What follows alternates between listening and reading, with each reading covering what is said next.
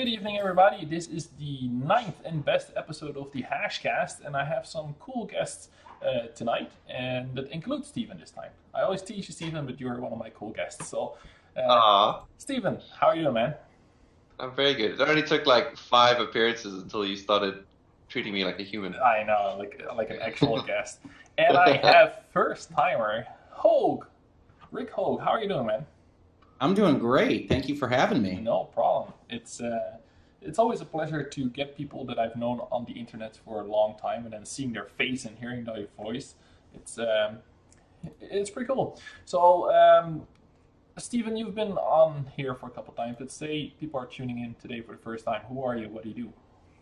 My name's Steven. I'm a games artist. I work in VR at the moment at Clouded Games, and I make cool stuff, I guess. This is a really bad way to describe what I do. Yeah, and you're also very handsome. How about you, Hoeg? Who are you and what do you do? Well, I'm Rick Hoeg. I'm a business lawyer in and around Ann Arbor, Michigan. And I think at this point, I'm probably best known for being one of the primary sponsors of the Easy Allies and for doing Help Us Out Hoeg segments where we talk about corporate law every couple weeks or every month. Yeah. So if you're wondering, like, why does he have a business lawyer at his side? Well, Hoeg is also you just started a YouTube channel, didn't you? Oh, I did, yeah. So what do you do? What do you do there?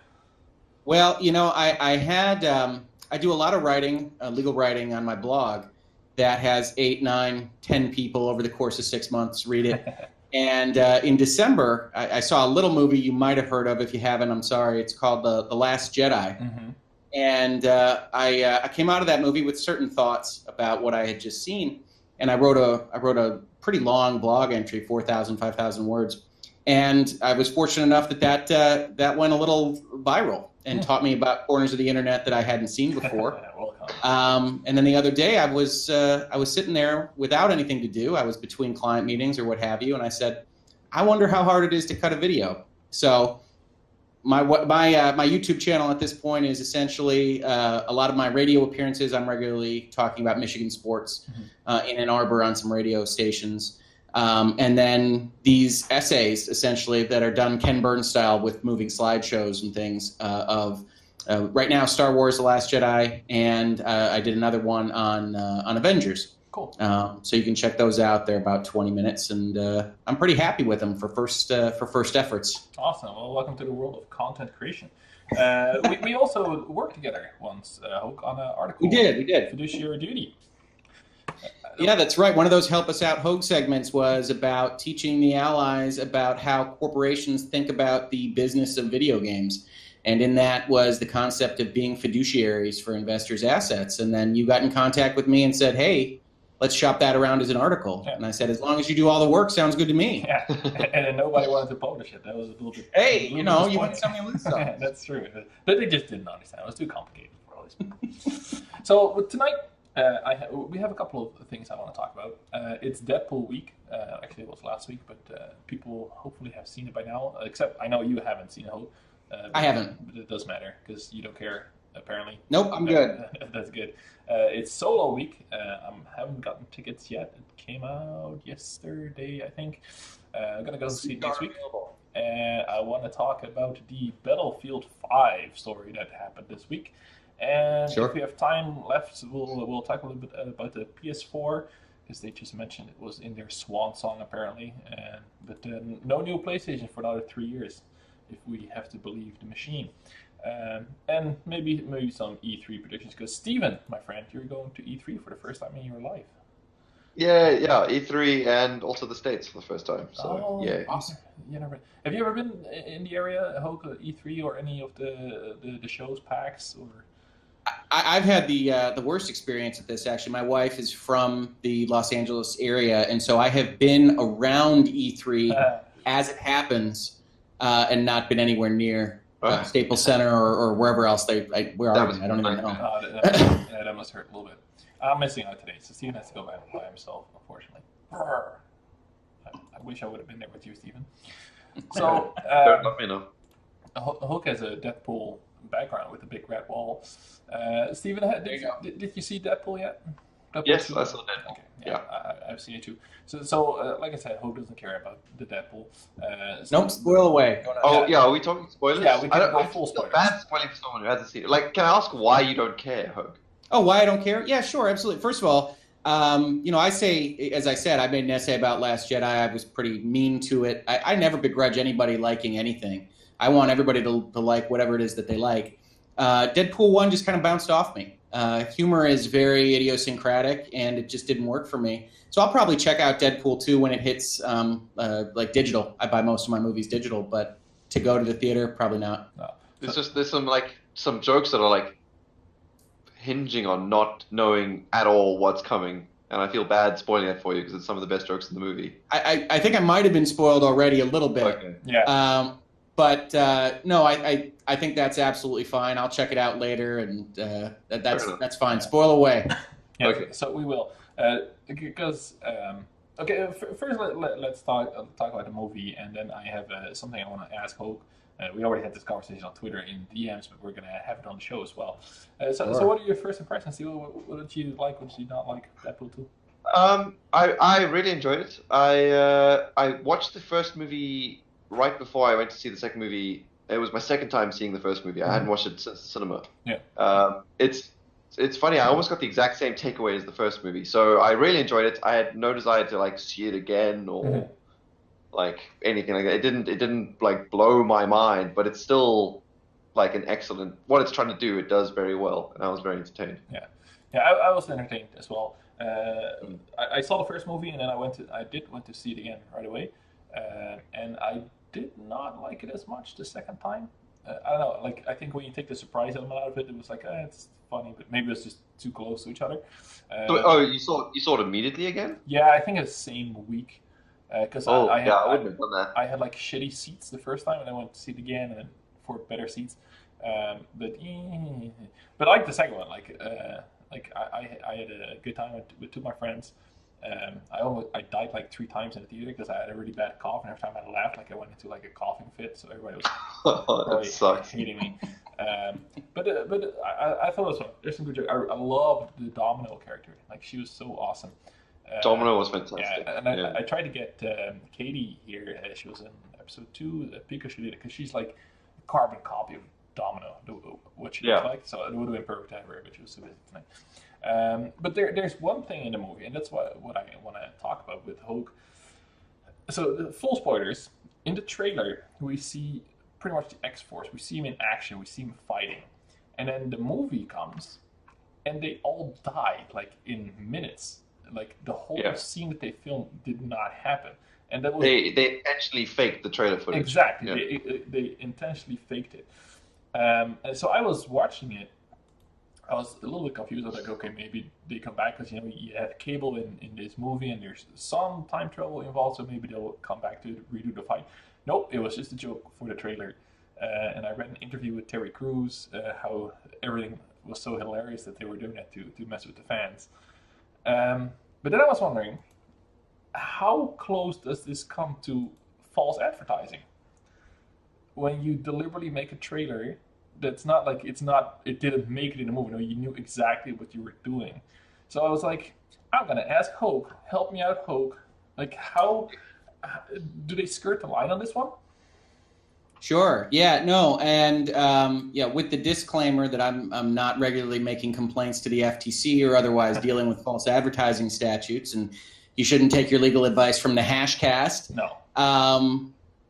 What I would say is no, they're probably not skirting the line on this. There's a couple reasons why. The first is that if you imagine somebody brought a claim on that kind of concept, that I saw something in the trailer and it wasn't in the movie and I'm disappointed and I didn't get my money's worth, then I think if you imagine the arbitrator or the judge that's looking at that claim, they would say, well, we anticipate that every member of the audience understands that these trailers are essentially works in progress, that they're not done in terms of what's happening. If you remember, Rogue One came out and it's got that scene with Jyn facing off against a TIE fighter, and that doesn't make its way into the movie.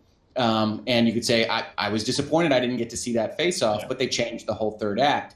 So I think it's a similar concept with respect to Deadpool 2 here. There's a couple of other reasons why I think you'd have a problem with it.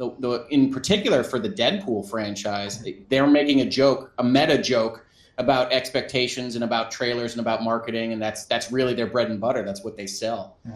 So I think that they could also stand in front of any kind of FTC regulatory authority or a judge and say, no, that's part of what we're selling here is unexpected meta-based humor. Yeah. And people knew that when they were buying the ticket. And so I think we're okay.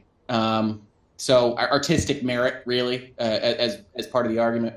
But the third and final thing is, if somebody came up to you and said, and called up Fox and said, hey, I really wanted to see the X-Force. I really am. Terry Crews is the only reason I was at this movie theater, and I wanted to see him knock some heads.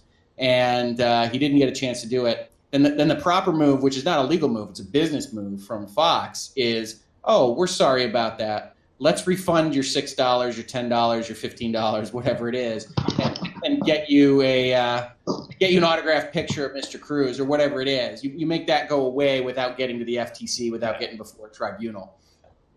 Yeah. So I'm just to be clear, I'm not pissy about this at all. Like I thought it was. No, I'm not accusing you of anything. But because they specifically mentioned that it was like a setup, like they knew exactly what they were doing. Sure. Intent. There was. It was their intent to mislead and to take us by surprise, and it worked. Especially afterwards, right? Because you read the interview, like, oh my god, those bastards, they got me. Like I thought it was fun. I thought it was very well done. But in the back of my mind, I was like, yeah, I'm not sure if that's like if you put the poster and. So, it's not outside. Yeah. Sorry, no, it's not outside of what the whole film is selling anyway. Like there were examples of people suing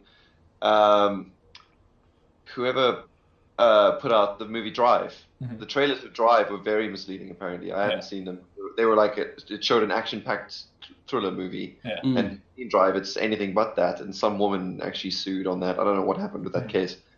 So, a lot of lawyers out there willing to take lawsuits, Yeah, exactly. Like, I mean, I could see it if the tone or what's being sold is completely different. But as Rick said, like, it's not outside of the wheelhouse of what it's peddling to you in the first place. No. I don't think we can actually have grounds for an argument here. No. Yeah, and you've heard me talk about this with the allies, but it's all things in law are a spectrum. So bringing up intent is exactly the right thing to do. If you were representing the person that was decided to sue Fox on this basis, you'd say, hey, this is different than Rogue One changing its third act because they didn't know they were doing that at the time. Here, this was exactly the intent, was to deceive, and that's what the statute is designed to protect. So you'd have that argument. I just think it would be a loser. Now, I say the same thing to you as I say to any of my clients. You can't guess what a random judge or a random regulatory body is going to say in any given day. They might wake up on the wrong side of the bed on that day. Yeah. But overall, if I were to advise you on bringing this claim, I would say probably not a great idea. In general, it's not a good idea to sue movie studios. They have a lot of money and a lot of lawyers. Yeah. Well, and movie tickets here in Canada are like $40,000, so it is worth maybe trying to get your money back at least. But I thought it was funny, and I think they leave a lot of room in the end there. With they do some time travel moves. They change everything in the movie, so we'll see what's on the Blu-ray with some extended footage. Sure, but that's just the stuff I think about when I get really bored. But so, no, we'll talk again, Hoeg, when you actually go watch the movie on digital and then keep the trailers out. I'll check it out. I will. Yeah. But overall, I think it was a good movie. It's fun. It's definitely worth your money just to go see it. If you're into that kind of stuff, if Deadpool does work for you. Yeah, I liked it. Steven, anything you want to add on Deadpool further? No, I mean, like I said, it was still great. I overall, if I had to compare, I enjoyed the first one more than the second one. Mm-hmm. Why was that? I'm just curious. The second one was almost like they were trying to cram in too much at the cost of, say, executing a singular thing. There's one joke that is literally used about 4 times throughout the whole movie, which is too much for one joke, the dubstep joke. Oh, yeah. I couldn't believe it kept coming back. I was like, okay, this wasn't really funny the first time you landed it. Oh, you're making the exact same joke again 20 minutes later. Oh my gosh, it's back 10 minutes later. wow, it's like one of the final jokes. It really. And it wasn't like they were referencing it before. They just kept making the dubstep joke. It was bizarre. So there were some jokes that were very sort of hit and miss. Whereas because I only watched the first movie twice, and with massive gaps in between, I really enjoyed the first movie way more the second time I saw it. I thought there was a lot more sort of edge and wit to it. Yeah, I think it's definitely a headspace movie as well. Depends on who you're seeing it with, what kind of mood you're in. But yeah, it might be worth it. You might get something out of it eventually if you. Well, it sounds like I need to watch the first one a second time, so I'll give that a try first. I think it's funny that Steven has this complete different experience for me, that he actually enjoyed it more the second time, and I was like, eh. But maybe if I watch it now for the second time, I'm like, oh yeah, that was pretty well done. I do want to touch on, like, we went over the trailers a bit, but the marketing for Deadpool is always just fantastic. Like, even if you like or do not like the movie, like, that is on another level. Like, I think the favorite thing I've seen was that they put DVD covers with from different movies with just Deadpool in Walmart, I think it was, or Best Buy. Like, I don't even know how you begin to pull that off. They're wizards. Yeah. They're geniuses. Yeah. Steven, just one quick question for you, because the movie is mostly filmed in Vancouver. When you were watching it, did you see anything? Does it take you out of the movie, or is that just cool? I don't know, I'm such a fan of where I live that it's just cool, but it is ridiculous how blatantly the whole thing is just Vancouver. Yeah. It's like, yeah. Because even I noticed some things, and I've only been there like 5-6 times. Yeah, no, it's literally like all just like this one block over here. It's hilarious. Yeah. So Canadian Apple. Well, that's good. So the other big movie that's came out Friday. If you're listening to this on Monday, Solo. I at this point have not seen it. Did you manage to see it last night, or you, Hoeg?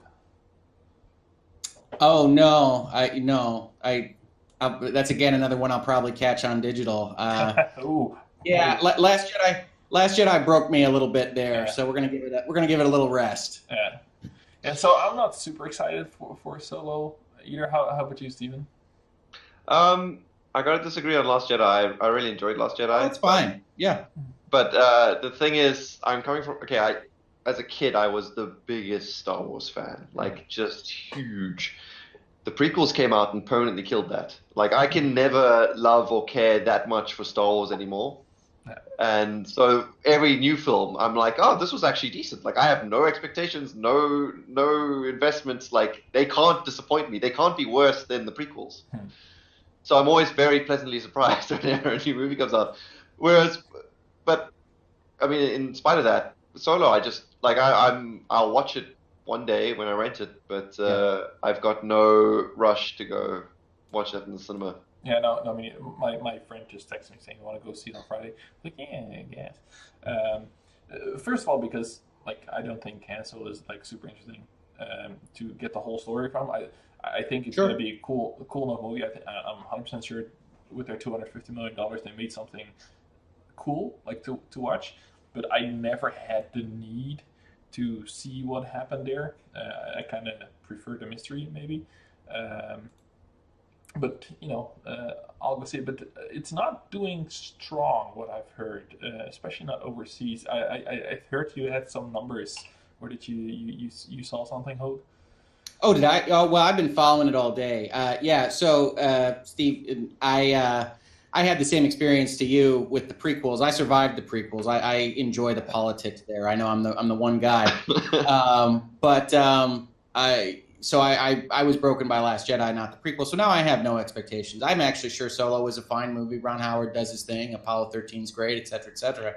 But yeah, looking at the numbers today, just because I was interested as to whether The Last Jedi did affect those grosses, whether 5 months between movies affects those grosses, and those kinds of things. The numbers are terrible. In all honesty, we're about 3 weeks out from Disney and the various trades projecting 180, 190 million for the 4-day, and now it looks like it's going to be about 105, and that's domestic. overseas is much, much worse than anybody thought. I think the last I saw was the first 2 days overseas was 11 million total, all countries. So it's looking like it's going to have 100 million overseas, period. So it's going to struggle to get to something like 450 million worldwide. So that's obviously a problem for them because they had to film it twice. Nobody really knows what that budget finished at. No. I think somebody said 250 plus the other day. So I saw another article that said maybe 300 or 300 plus. So it's possible at the end of the day this could actually be not just a bad profit, but a loss, which would be really interesting and certainly a good signal that they need to take 18 months off, which is fortunate. Say if this movie doesn't do well, do you think it's going to cause them to pump the brakes? Well, so I have a theory, and that's that in particular the Rian Johnson trilogy was announced in order to shore up what they thought would be a somewhat controversial film. And I strongly suspect, not that there'll be a big breakup or anything like that, but that in a little while, the Rian Johnson will say that he's too busy and that they really enjoyed working with him, but they're going to do it. They're going to do something different, and that the Game of Thrones folks that they hired to do their series are going to take over the Star Wars franchise and are going to hopefully plot something that's all connected and runs for a series of movies rather than bouncing between directors and that kind of thing. So that's what I suspect will happen. I don't think there'll be anything dramatic. I don't think Kathleen Kennedy's in danger of losing her job anytime soon. But I do think they're going to change course a little bit. I don't know if you saw on Friday, there was a Boba Fett movie concept leaked for... Yeah, exactly.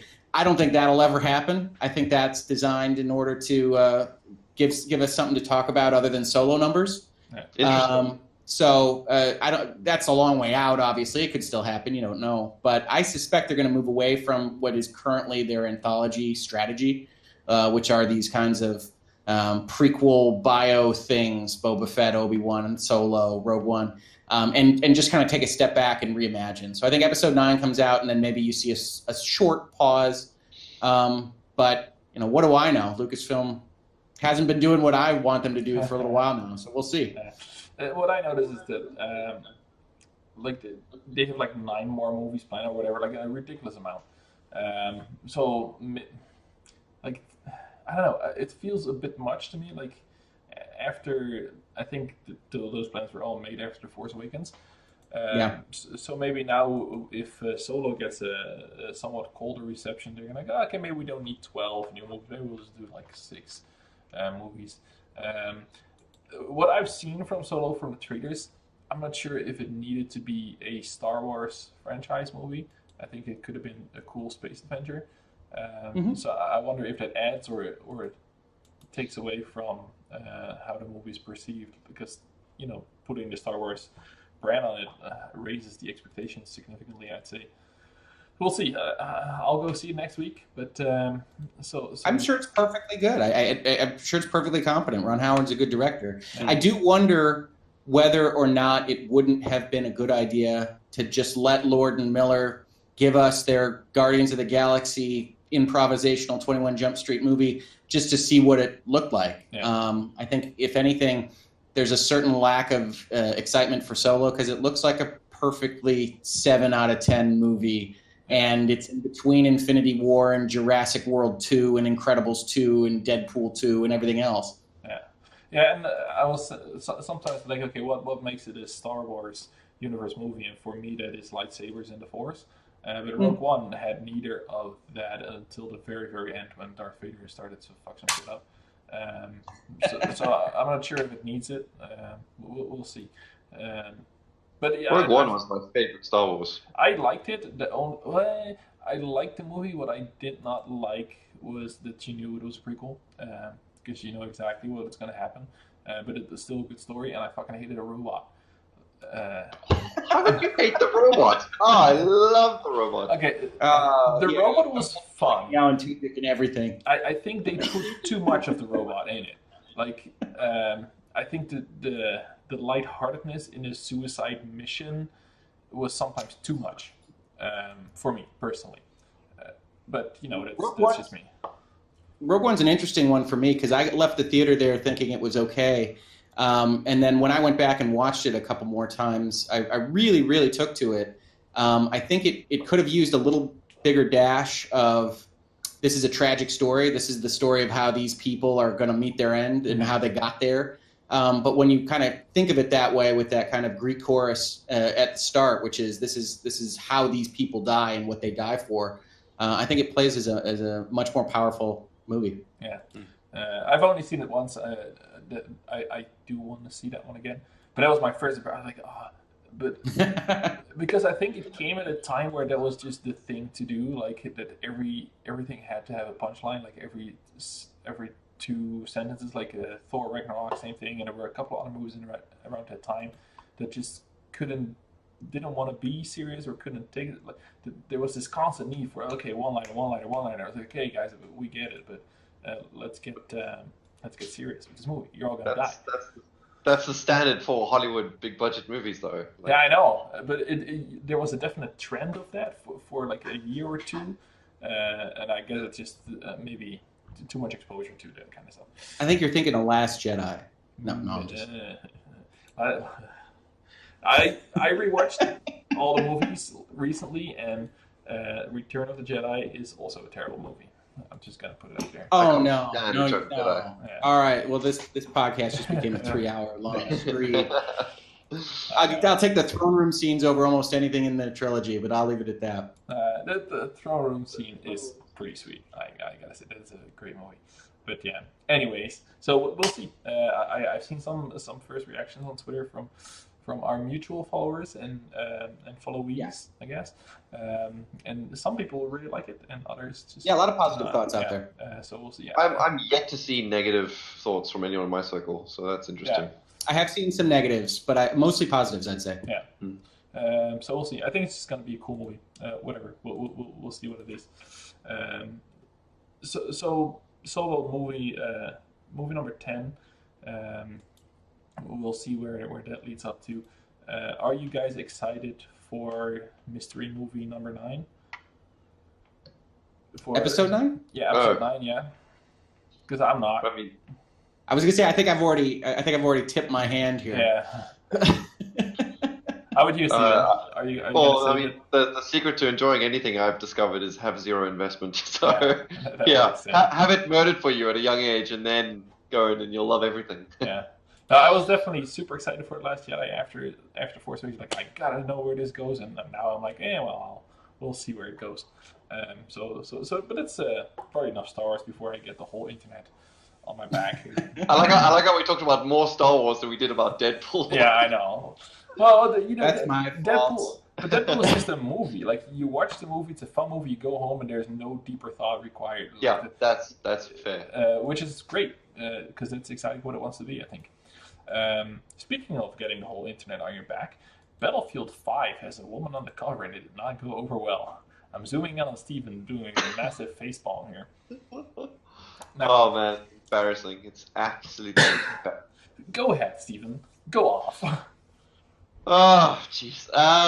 Okay, last time I ended up on 8 separate forums on 4chan with them complaining about me. But so let's see. I don't know, it's just pathetic. I had a thought, I think I tweeted this out, where like if all those people complaining actually showed that they have a spine and went through with their boycott, that game would have the best multiplayer community that ever existed. Like, I wish, I want them all to boycott this game. Like, please do. It's more evidence of how bad things are, the status quo of relationship between devs and audience, and the sort of audience among themselves, and inclusivity, and keep the sort of walled garden bullshit that seems to be propagated all the time. Yeah. It's disheartening. I'm so sick of. I feel like all I do is complain about this crap constantly, and nothing changes. I don't know what the answer is to improving this, other than devs making this content despite all that, which I think is great. You know, it would be cool, Steven, if you do like a YouTube show about games and have a joke on your name in the title. That would be amazing. Wow, funny you mentioned that. That would be great. I am honestly starting to think like how much of this internet outrage is performance art. Like, I don't know what's worse. I feel like that's a coping mechanism. Because Maybe. the sad reality is it's not performance art. It's these people have been raised in a world with the greatest connectivity mankind has ever been exposed to, simultaneously with the shroud of unparalleled anonymity that no one was given an instruction manual on how to use or how to act, or so they just figured it out themselves, and we've got this toxic, awful, gross way of interacting with each other. Yeah. Sorry, that was a terrible. I promise you, English is my first language. That was a terrible sentence. You're good. How about you, Hoeg? Did you have any thoughts on this? Well, yeah, I have a number of thoughts. I mean, I think the first thing I would say is, and some of this actually dovetails with the Last Jedi discussions that I've gotten into in the past, which is that I think that first of all, I'm not thrilled with the way Battlefield 5 was announced. I'm not thrilled with the way it looks, and because of that, I think that like Last Jedi, I get my positions kind of get mushed together with positions that I'm not too thrilled with, with folks that I'm not too thrilled with, and so. I thought that the announcement from a marketing standpoint was pretty terrible. I thought they started talking about things that you couldn't conceptualize visually. I thought 27 minutes of concept art was a bad idea. That's so easy. And then, Electronic Arts, finger on the pulse right there. Yeah. And then the trailer came out, and I had certain issues with it. I play these games. I'm going to get Battlefield 5. I think they make good games. But I play these games in general to try to be a little bit immersed. And I saw a lot of what I would describe as kind of arcade coloration and a lot of over explosions, and it felt very Bad Company to me. And that's fine. That's a great tone. But it wasn't the tone I was expecting for Battlefield Returns to World War II.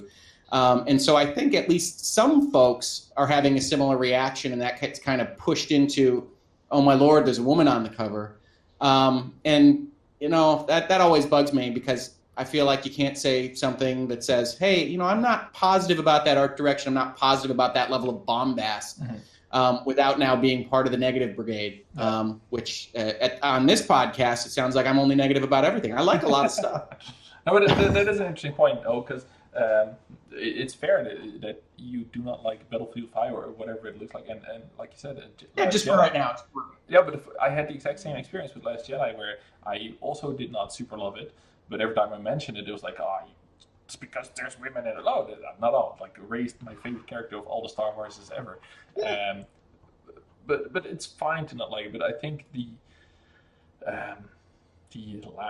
Outlash. What I always find super amusing is the people who always complain about outrage culture are the ones who set themselves on fire if anything ever happens. So true. Yeah. So, but I just wanted to read a tweet from Oscar Gabrielson, who is the GM for DICE. Sure. Yeah, I'm not sure if you've read this, but I liked this. What they did there. I was a little worried in the beginning because this dude is not verified on Twitter. And I'm not sure if you guys remember, there was a guy who claimed to be working for EA a couple of months ago, and when the whole Battlefront 2 fiasco happened, he posted something like, I've received like 39 death threats over the loot boxes, and then people started looking into him, and he didn't even work for EA. He was just a fake account. So when I saw this thread, I was like, I wonder if this is a real dude, but he's apparently a real dude. So Oscar Gabrielson, he says, it's been 2 days since the reveal of Battlefield 5, so I wanted to share some of the thoughts on the reaction so far. It seems we've created a lot of excitement and also some question on a lot of different topics. First, let me be clear about one thing. Player choice and female playable characters are here to stay. Like, boom. Like, that will shut that, well, it wouldn't shut up the conversation. But I like seeing that, to just come out in front of it, saying, like, you can bitch all you want. This is not moving. Like, they didn't address your comments there. I hope that it's a little bit too much Bad Company, but maybe we'll get into that later. I mean, they didn't really show the game yet, so I'm holding back judgment there. my initial reaction was not great. Yeah. But Steven, wow, just pronouncing your name, I almost died. As someone who works in the business, how good must it feel to just be allowed to say something like that? I think it's fantastic. I think it brings up an interesting thought. These games are massive and need significant greenlighting and approval and have significant market research and all sorts of stuff. So it kind of gives me hope that this is where games are going, despite the massive part of the audience that will lose their heads over all this stuff. So maybe we're just seeing there's an expression for this, and I can't think. It's like the loudest cry before they sort of vanish kind of thing. Yeah.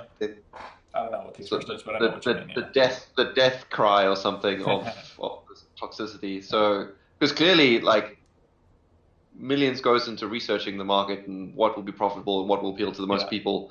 This is what we're getting, which means the sort of bro culture stuff is almost definitely on decline. Yay. Yeah. So I was complaining about it as well on Twitter, and then someone, a PR guy that I know, mentioned, like, because I called them the squeaky wheel, and he mentioned, like, the squeaky wheel is smaller than you think it is, but they are enormously loud, and that's just the problem. Yeah. But I think you had a thought there, Hoeg. Yeah, I mean, I think it's a fair point. They're definitely researching these things. They definitely spend a lot of money. They definitely try to follow their fiduciary duties and trying to make the most money using their investors' resources. The caution that I would have on this is that I think that if I were to pick any company that I really said, I'm not sure they have the finger on the pulse of the customer base, I would probably point the finger at Electronic Arts. I think you saw a lot of their design and a lot of their marketing steps, particularly around microtransactions, but certainly in other areas that you saw in Battlefront 2, for instance, their newest Need for Speed, where they certainly researched those things before they implemented them. They certainly thought about what to put into those games, and they were certainly wrong. And so I think that there's no problem with what they're doing with people on the cover, with people involved in their games. I'm not sure whether that will bear out as, I don't know, I think, Steven, you said that the dude bro culture is done. I don't know whether they're right on that or not. They might be trying to force the issue because it's important to the board, or because it's important to their CEO, or it's because it's important to DICE. And making DICE happy is as important in the long run as making customers in any specific game. So I think it'll be interesting to see whether there's any effect. I'll be honest with you, I don't think there will be, because I think that Battlefield is a unique product. I don't really think there's a direct competitor for what it does. And so I think that essentially EA has said, hey, we're a monopoly provider of this good, Battlefield, and we can force some change that we want to see. Yeah. Wait, 2 points I want to address in that. You don't think you're sort of configuring two separate things, like the business revenue generating microtransaction stuff and the sort of art direction choice that DICE would make? Like, I'm conflicted. Well, I think that, as you said, any big product goes through a lot of green lights.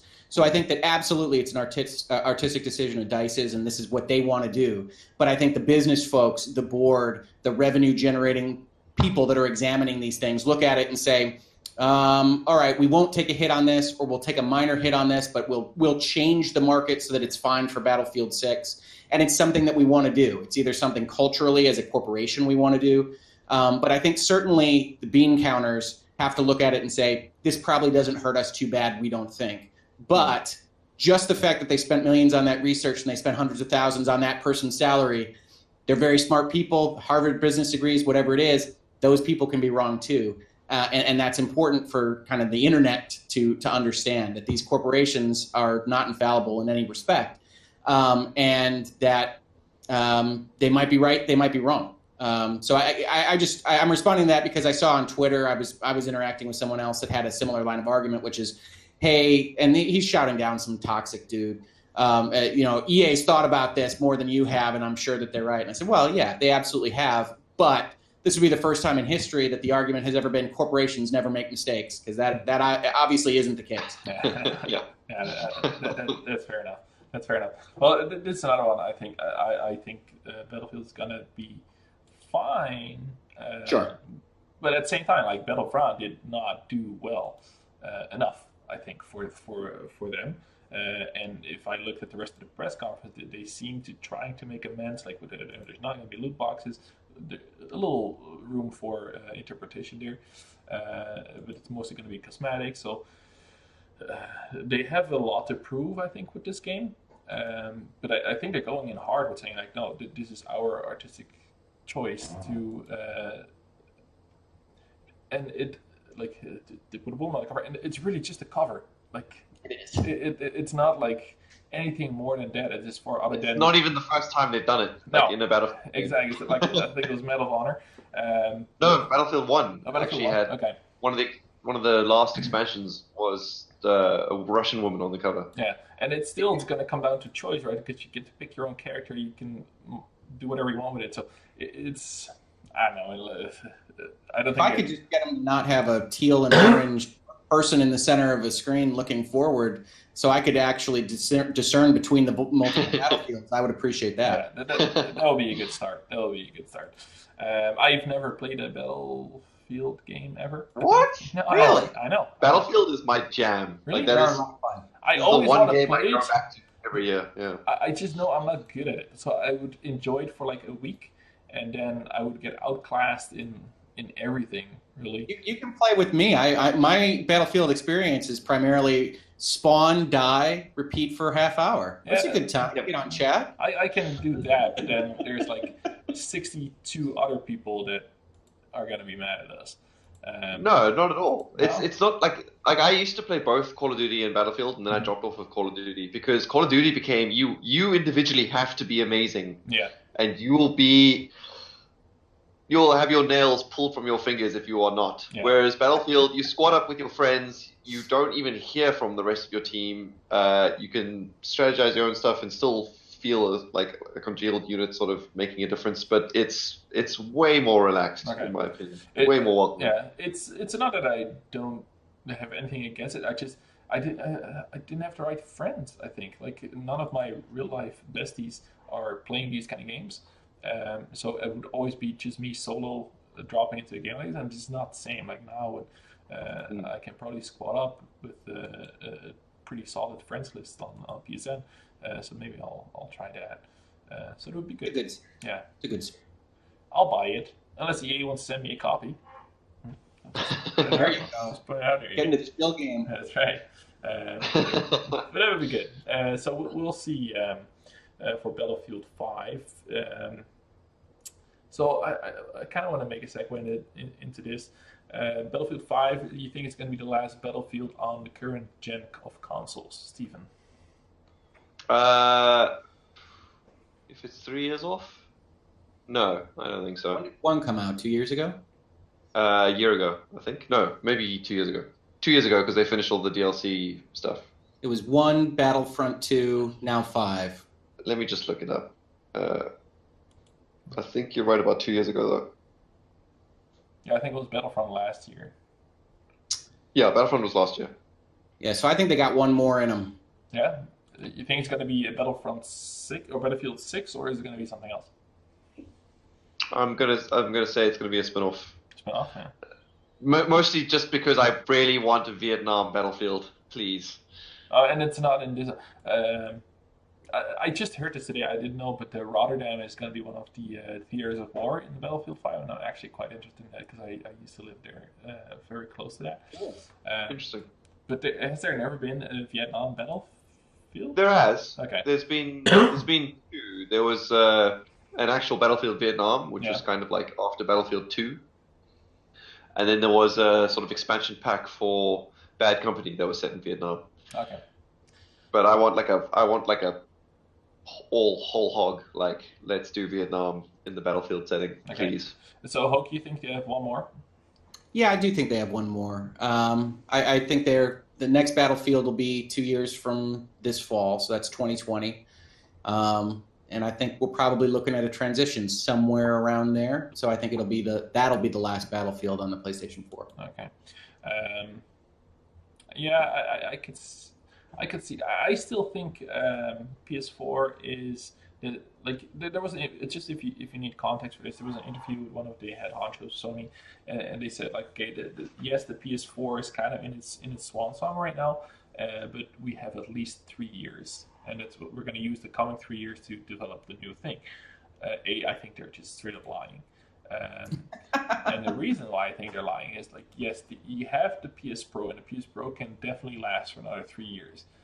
But you can't just assume that everybody has PS Pro. Like, if you have this base model PS4, then you still have a 7-year-old console by the end of next year. So I'm not sure, because I'm not sure if you guys remember, but the PS3 lasted, I think, 7 years as well. And everybody was complaining about it because it was just not keeping up anymore. I think current consoles do a little better. But if they are planning to make it a 10-year cycle, I think they're nuts.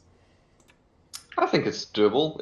I mean, to me personally, it feels like yesterday that the PS4 came out, so I'm like weirdly way behind. But I don't know. I feel like consoles things are going to get more and more space as the technology becomes more and more ambiguous and all kind of the same. So 3 years would be like I was expecting sooner, but I'm relieved by hearing it's 3 years away. Like, yay, okay, great. So the lawyer in me says, and I saw that statement too, and I remember parsing it when it came out, and I looked at it and said, well, I think they say they're going to support the PlayStation 4 for 3 more years, and I was thinking about how the last transition was. Interesting. And I think that to me, I hear probably PlayStation 5 in fall of 2020. Yeah. And then there's another year in which you'll have those crossover game titles where we continue to support the console into the first year of the next console. So that's what I hear. I don't know that, first of all, things change, so who knows. Yeah. But if I had to bet, if I had to gun to my head, Good bet. it's fall of 2020. Okay, so I agree with you, Hoeg. Here's my bet. PSX 2019, they're going to announce PS5 to launch 2020. And I was at the Shadow of the Tomb Raider reveal here in Montreal. I got invited, and I was talking to a hip-hop gamer. I'm not sure if you ever see this guy. No. Super nice dude. Cool. I didn't know the guy. I've only seen him in distance, but we were hanging out because it was a very small gathering there.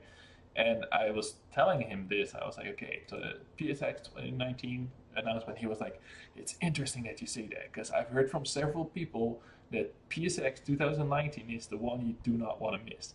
So I feel super emboldened in my prediction that PSX 2019 is going to be the announcement of the PS5 and then launch fall 2020. That would be my guess too. Sorry, it's just the re-announcement of Final Fantasy VII. They're just going to pull it out again. I wasn't going to put that on the agenda. But now you got me started. Yeah. That game's not happening, I'm sorry. I totally agree with you. I was on a podcast with Cal G for Pen and Pixels. Yeah. And he was like, oh yeah, Final Fantasy VII. I'm like, I don't know why. I have no authority or any knowledge or anything, but my gut says that game is never happening. That's my feeling. I don't think so. I think it's going to happen, just not on PS4. Unless You know what else is not happening? Resident Evil 2 is not happening either. That's just not happening at all. But Steven, like, I think last generation, the gap between what PCs did and what consoles did was a lot bigger than it is now. But I am not a super PC guy. Like, I have one. Clearly. Ta-da. But how do you feel? Like, are we pushing the consoles? Is PC that much ahead of us right now? And even in the stuff you make yourself? Oh, well, in VR, yeah, it's way ahead. But I mean, I don't think that's a problem. Like you'll always, if you're doing like multi-platform, you'll always be targeting consoles as like your base, which will be like your low-spec PC or something. And it's not necessarily gonna, like, people will and ah about that, but it doesn't actually. It's good to have a very accessible base, and that will allow more people to play and allow people to catch up. And sure, you could release like this generation's Crisis that'll be way ahead and not run on anything, but no one will get to play it. So. Yeah, but I remember seeing Skyrim on the PS3 and like the PC, and it was just not comparable anymore. Yep. I didn't play the console versions of Skyrim. No, it was terrible. It's bad. Yeah, I hate Skyrim. If that was your only option, though, it's not that bad. No, well, the game's bad. It's not in general. You think the game's bad? I fucking hate Skyrim. How can you hate this like seminal fantasy RPG that has defined that genre of games? Even if you hate it, you have to acknowledge that it is around for a reason. I know. I just don't understand. That's like hating Grand Theft Auto. Double Takeover Star and Grand Theft Auto. I don't really It's a hot enjoy the take game. podcast. I know, it's always hot take. Listen, Steven, I played through Skyrim, and then it crashed on me. Or not even crashed on me. Like I just did a quest and it locked out the main quest, and I couldn't open a door because the quest. I was like, I'm like 40 hours in, and now I have to give up because I could not like reload an old save because it happened like 30 hours ago. Yeah. Like, fuck this game. I was broken and buggy as hell, but what it was something a milestone in gaming. Yeah, I fully understand it. It just I don't see it. I don't see the combat is garbage. Other than bow and arrow, maybe magic. I never really dabbed into magic. Like I love being a stealthy, roguey dude in Skyrim. Like I think that plays really well, but it's not. But okay, what game around that time was doing that? Fair enough. Like I don't think anything else, but we're still playing Skyrim. Like I still see people playing Skyrim. I'm like, okay, dude, it's like 2018 now. There's no need to be in love with Skyrim at this point. Yeah. They're gonna bring. Did it come out on the Switch yet? Is it out on the Switch? Yeah. Okay. Well, fuck. Who's gonna play it on the Switch? Anyway, Hoeg, I see you smirking. Like, how do you feel about Skyrim now that you're on record? So I tell you what, like all of the Elder Scrolls games, I've never really been enraptured with the lore there or the main quest lines. But what Skyrim did, what Oblivion did to some extent, is plop you down in a world and say, go have adventures. And I've always really liked that feel. I found that was similarly achieved in Witcher 3 and to some extent in Breath of the Wild, which are these games that say, go meet villagers, go do quests, go be an adventurer. And I've always liked that, the kind of just go be in your own D&D campaign and go explore an elven ruin. And I think Skyrim does achieve that. I agree with you on the combat, although I do think that the magic in the two hands can have a cool, visceral feel. I'm ready for another crack from Bethesda at that kind of thing, because Fallout 4 was not it for me. You said it right. You can explore a elven room because there's one. There's just two. One goes left and the other one goes right, and it's the exact same dungeon. But see, I'm constantly jumping between games anyway, so I got more games than I have time. So I pop in there and say, hey, that was fun, and then I move to the next thing. So I think the only thing I've beaten recently is God of War. I didn't like that either. Well, see, you're getting me in trouble. See, it's all my negative take. I did like God of War. I like the game. Delete him, kick him from the call. What do you mean you didn't like God of War? Okay, I'm just gonna sit back on this one. All right. I'm getting off camera. So what I'll say about God of War is that the production values are off the charts. The gameplay is fantastic. The actual playing of the game, awesome. Love the combat. What I found lacking, I'm a narrative guy. I love the storytelling in video games and movies and books. I thought that it was a 30-hour prologue to a more interesting story. I thought that's fair, yeah. I thought that they were gearing up to show me something, and I really thought throughout the entire thing, and I think we didn't announce any spoilers for God of War, but I think that they were gearing up to take you to a certain place, and it really stopped before you got there. So I was kind of disappointed with that. I did love the world building. I did love having a little narrator guy around with you to tell you stories, to talk about the environments, and I thought that really worked.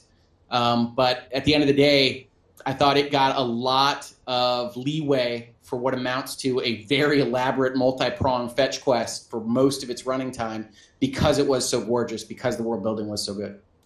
But you've just described all the things that make games good. Well, I mean, I think... you also just described, like, you harkened on it for being the first in a series? Like... I did not find... I really did feel like it was a prologue. I did not find it to be compelling. So when I started the game, I played it and I said, well, there's really not an inciting incident here. There's really not anything that's driving me forward. We have to get to this mountain. And so, I'm waiting for one to come. I'm waiting for one to come. 15 hours in, I'm like, all right, I think something's going to happen. You're kind of hearing notions of politics and whatnot. And I just felt like I was waiting, and then credits rolled. And then there's a teaser for when things probably happen. So I enjoyed my time. I do think that they made some really wise decisions in changing the combat and having it be, right down at ground level and having fun with the axe and some other combat tricks. But end of the day, I wasn't compelled to keep going other than the fact that people told me that it was a 10. The graphics were great. I was enjoying the world building. So I got to the end and said, man, that felt like it was very elongated for what limited amount of plot there was. That's a look at Steven's face. No, I just don't know how to address that without being like, what more do you want? like to take in the I don't want to speak in hyperbole, but like everything they did was done at the absolute perfect level you could ever hope for in an industry where it's almost impossible to get anything made, and never mind made well. Like, I don't know. Maybe just as a dev watching what they made, I was blown away by every second of that. Like, I think that's fair. It's a great game. I would have given it, I think I put this on Twitter or wherever. It's an 8 out of 10 for me because I didn't feel that driving force. But every moment that I'm actually playing it as a game, it's fantastic. But as a story, I found it lacking. Yeah. If gaming scores weren't completely broken, 8 out of 10 I would also give it an 8 out of 10. But everyone thinks that's like it's 7. Bad now. Yeah, Sure. 7 is average and 8 is like not good enough. No. I very much enjoyed it. I'm glad I played it. Yeah. I'm looking forward to God of War 2. It didn't reach what I thought it was heading towards in terms of storytelling. Yeah. So God of War 2 is going to be PlayStation 4, PlayStation 5. 5. Yeah. Interesting. 4 or 5, maybe a crossover.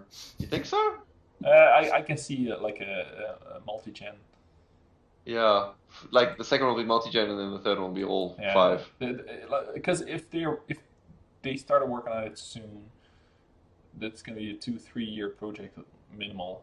The hope is always they cracked it, right? Yeah. They figured it out. These will come faster now, but I don't know if that ever pays off. Sometimes. Yeah, but you're not going to leave 80 million PS4s without a game. Well, Corey Balrog was saying, I always say his name wrong. I think I just said the Lord of the Rings creature. Balrog.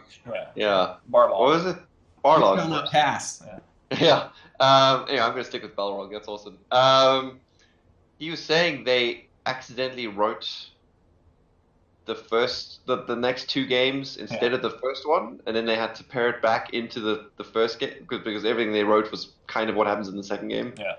That's all already done, and like they know they have the plan for what they're going to do, and I'm excited. Yeah, and I think they there's a lot of assets. Probably like you probably know this better than anyone, Steven. Do you think they have a lot of stuff they can just reuse?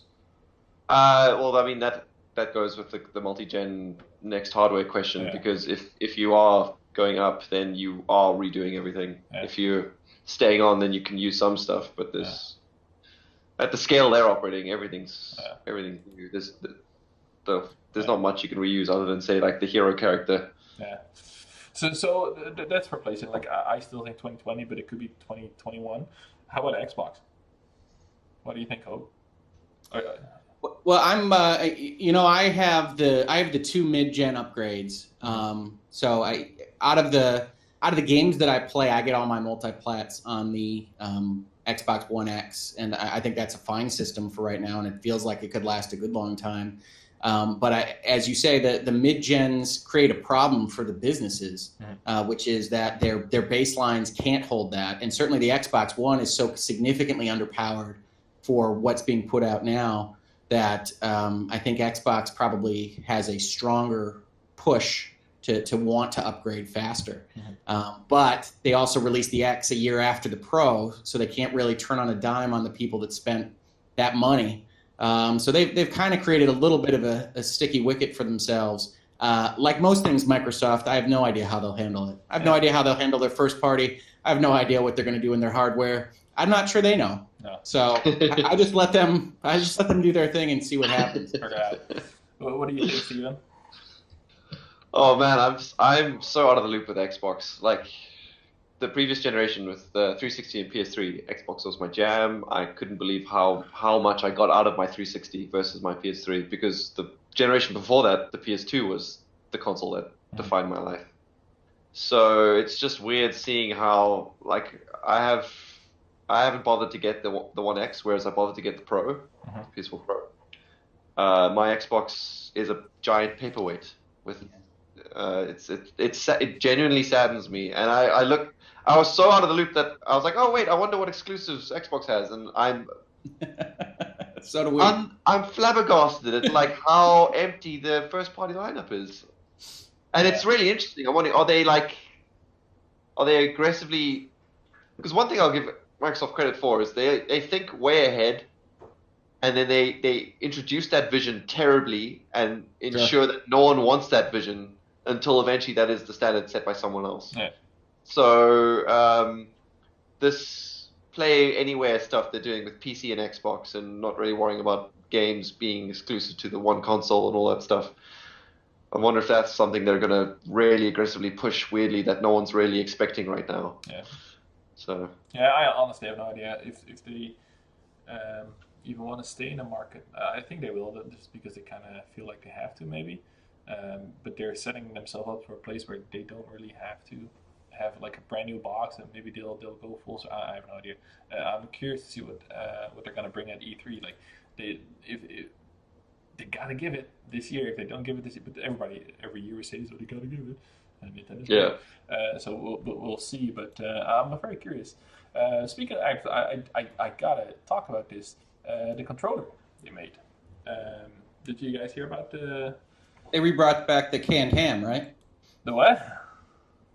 My brother and I, when we first got an original generation Xbox, we used to call that giant beefy controller the canned ham. Oh. Because it was just so enormous. Yeah. But they brought back a re-release of that, didn't they? No, this is a special controller for people with disabilities. No, that's okay. All right. Yes, no, I did hear about that. Okay, so I think this is fantastic, and not just because it's fantastic on its own, but because my friend Steven Blomkamp from Able Gamers was a consultant on this. And I love how Xbox is just breaking the market open with this for a $99 controller, which is they have to be losing money on this. That's what makes it awesome. Yeah. So check it out, Hoeg. It's a fantastic product they're pushing out now. Making gaming for everybody. Yeah. Oh, you saw it? Yeah. Yeah, no, it looks like it's got the 2 discs. It looks like an old Intellivision controller, yes. which it kind of looks like the DJ Hero controller.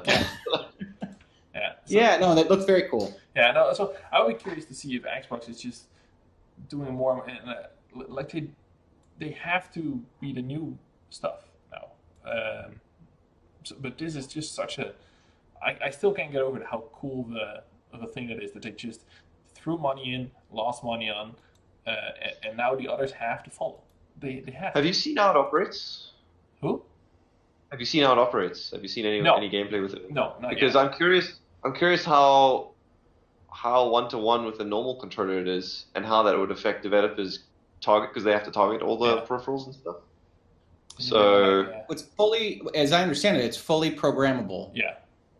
So it can emulate what it needs to emulate in respect of the normal controller. Yeah. Interesting. I wonder how limited to just Xbox it is. If I wonder if Sony can just buy this and put different sticker on it, really, because that would be even more fantastic. But maybe that's a little bit too much generosity on the Xbox side. But it would help. It would be fantastic for everybody involved, I think. So I really, really enjoyed it. But we'll see. Xbox. They will have to wait, I think, until at least 2020 before you come with something new. Because otherwise, people who bought like 2 Xboxes are going to get pissed off as hell. I think it's a little bit too much. With the Xbox One X, Xbox X. If they bring out an Xbox 2 now within the next 2 years, I'm not sure if it's going to go over well. But we'll see. It's interesting to I've been through almost every cycle of the consoles, but this last one I've been like way more plugged in to the industry as a whole. So it's interesting to see now how these things come and go. But you think you're gonna buy next generation, Steven? You buy everything. It's obligatory. Yeah. How about you, Hoeg? Although, sorry, I think I probably shouldn't just say yeah, because if I look at this generation, I've turned on my Switch like 3 times. I've turned on my Xbox One like 3 times. I should probably be an adult and practice some restraint and not buy consoles until they release something that I really want to use them for. Yeah. I turned on my Switch today. I bought it, and I was playing on my porch, and it was fantastic. But I've only played one game. It's Celeste, which I can play on any other console, and probably on my Vita if I wanted to. I think I had my Switch, my Xbox, and my PlayStation 4 on today. So, Nice. yeah, sorry about that. Yeah. I'm definitely in for the next consoles. The one or two times where I've said to myself, "Oh, I'm probably not going to buy that," inevitably a week before launch, I say, "Oh, I should have reserved one." Yeah. So I just accept it at this point. But in all honesty, I bought the original Xbox One. Really didn't love it. Really didn't have fun with it. When I got the X, I just think that's a much more solid system, and I just in terms of brand goodwill, I feel more solid about the hardware they put out with that product. Okay. Well, we're definitely not going to see new hardware at E3 this year. I think they were pretty clear about that. But we're going to see a bunch of other stuff. So, Steven, you're going to go to E3. What is your one biggest wish for E3 this year? This is going to sound weird. I have I have barely even thought about E3 itself. I'm most excited about meeting people, Who all the people I've been talking on most Twitter. excited to meet with? I don't know, the Funhouse, maybe the Easy Allies guys. Yeah. I've been in talks with at least to meet up, so that would be cool. That would be cool. How about you, Hoeg? What's your one E3 dream? I don't. I think we talked earlier about expectations. I try not to set them too loftily. I am excited to see, especially since they're on this 6-month announcement kick, I'm excited to see what Bethesda announces at E3. I'm really hopeful that they've got a really exciting RPG project that they're going to announce that's going to release this fall. And that's what I'm most excited about hearing about. Yeah, I think you can do a good bet on Bethesda because they didn't have super lots last year. Wait a second, there's an unannounced Bethesda RPG? No, so Bethesda in the last couple years when they've announced games at E3, they've mostly come out that fall. Isn't that just Rage? Isn't Rage coming out? Oh no, that's next year. Yeah, well, Rage was either leaked intentionally or not intentionally, and then that trailer came out. I'm not as excited about Rage. Yeah, neither am I. But certainly their main RPG group hasn't actually released anything in quite a while at this point. So I think the thought is maybe this year's the year.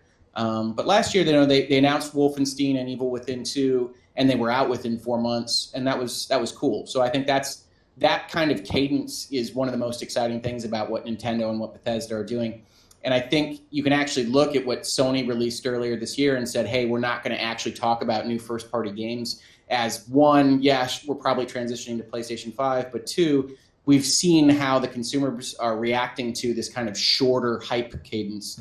Mm-hmm. And if you look at, hey, we've already announced these things that are 3 and 4 years out, at some point we were going to have to do a show or two where we didn't announce anything or we just checked in on those things in order to get to a year, in order to get to 6 months. And so my hope is that Sony is lowering its hype levels in order to do that shorter cadence. I can guarantee you that Sony's not going to have a lot of hype this year. Like, if they're going to spend 20 minutes talking about Spider-Man, it's going to come out 2 months later, I'm going to fucking lose my shit. Because I haven't heard of it. I want to see some Ghost of Tsushima. I have nothing with that game. Well, I don't think you can. It's just a rendered trailer right now, right? But Sucker Punch, I don't think they've failed me, so I'm looking forward to it. I don't know. I liked Infamous. It was the first game I bought on the PS4, but I can't say it was like a mind-blowing experience that I had. It was cool, absolutely. I'm gonna have to slap you next time I see you. Jesus. Hey, it was. I platinumed that game. I spent a lot of time with the game, but I like Infamous. I admit more of my goodwill is from Sly Cooper. Okay, maybe. We'll see. But my number one dream for E3 is Dragon's Dogma 2. Oh, get out of here. It's the best game. I think I've seen your tweets on Dragon's Dogma. Several. It's going to be the best.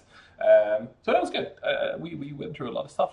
Hoeg, you don't know this, but Steven does. I always end my podcast on the segment Podcast and Shill, where I give you the chance to promote either yourself or whatever you want to promote. Oh, sure. And you're already a super sponsor on a slightly bigger podcast, but go ahead, man. The floor is yours.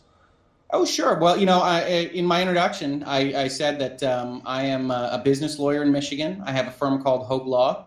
And in general, I tell people that if they're thinking about starting a business or otherwise looking at a contract that they don't understand the terms of, I was a big firm lawyer. I was a senior partner doing this thing for really large companies that everybody would recognize. And I left to help do that same thing for smaller companies and for individuals that maybe aren't as used to entering into those contracts. And so I'd be happy to help if I can. So I'm on the web at hoeglaw.com. And certainly you can reach out to me either by phone or email, and I'd be happy to help. Otherwise, I'm on Twitter. I'm on Twitter, and I'm always happy to chat about Star Wars. I think I brought up Star Wars in almost every segment today, so it's a pretty good record. Good. How about you, Steven? Do you have anything to promote? Maybe this time? No. Sorry, I don't really have anything to promote. I'm supposed, like you always give me shit for, I'm supposed to be watching my game development commentary series called Game Camp, but I just haven't sat down to even start that. Okay, so when you're going to E3, maybe we can do a meet and greet there for people, so they can meet you there. Maybe. Yeah, well, I mean, they can just. You're gonna have so they much know fun. what I look like. You're gonna have so much fun, Steven. I'm so jealous. I'm really excited. I'm so jealous. I got a hotel like a block away from the convention center too. Which hotel did you get? Hotel. I don't know how to pronounce this. Figuera. No, you're in the Fig. Is that what it's called? The Fig? Yeah, okay. That's like the hotel where everybody hangs out at night. Oh, cool. Yeah. Fuck, I hate you. That was accidental. I hate you so much. Like, that hotel's been closed for 2 years, and that is the hotspot that all the industry people hang out at the lobby there when the show floor closed and everybody's gone to the parties. That's where they end, because it's apparently a great spot. But I've been 2 years now, and they were renovating that place, so I missed out on the Fig experience. And this year they're opening it up. I'd like to say I planned all that, but I didn't. Shit, you bastard. So I don't really have much to shill for either. Usually I shill for something else. What shall I shill for? You know what? I've been playing Celeste on my Switch. Everybody has already played this game, but if you haven't, Strawberries Ahoy. Yes, I love that game. It's just so much fun. It has so far justified the purchase of my Switch, even though I can get it on any other console. I'm pretty sure I put like 20-30 hours into the game already, and now I'm collecting every strawberry because the NPCs are throwing shade at me that my pie wasn't good enough, so now I'm going to prove them wrong, get all the goddamn strawberries. So wait, when you play the Switch, are you using a Pro Controller? No, I just play it only as a portal. But your hands are huge, and those controllers are tiny. I know, and I'm still super good. The physics don't add up. I know. I haven't bought a Pro Controller because I was mad that my Wii U controllers didn't work, even though it doesn't make any sense because it's not like I can expect that a previous console controller works on a new one. But I was still mad about it because I used my Wii U twice. But no, I'll mail you my Pro Controller because I'm not using it. Oh my goodness. I have not played my Switch docked at all. Interesting. But we'll see. But I guess I have to promote myself because I am on the podcast, and my podcast is on places I didn't even know it was. So if you are listening to this and you have no idea where this is coming from, I am the Hashtagonist, and you can find me on Twitter at the Hashtagonist, and you can also find me and even support me if you want on patreon.com/the Hashtagonist. And this was a good episode, guys. I enjoyed it, and despite you being there, Steven, it was still a good episode. Well, thanks for having me on. Hoeg was a true pleasure. I'll definitely have you on again. And you beat Brandon Jones on the show. There you go. Yeah. See, you missed that because you weren't watching live. He actually called you out. I know. I saw it on Twitter. I was like, what? And then I had to go in and like find the spot, and he was like giving me side eye, that bastard. So I invited him. He'll be on soon. I don't know when yet because E3 is kind of a thing. But that's it. If you're still listening to us ramble, thank you so much for tuning in. I hope you had a good time, and if you have any angry Star Wars rage, then direct all at Hoeg, and I'll hope I'll catch you again next week.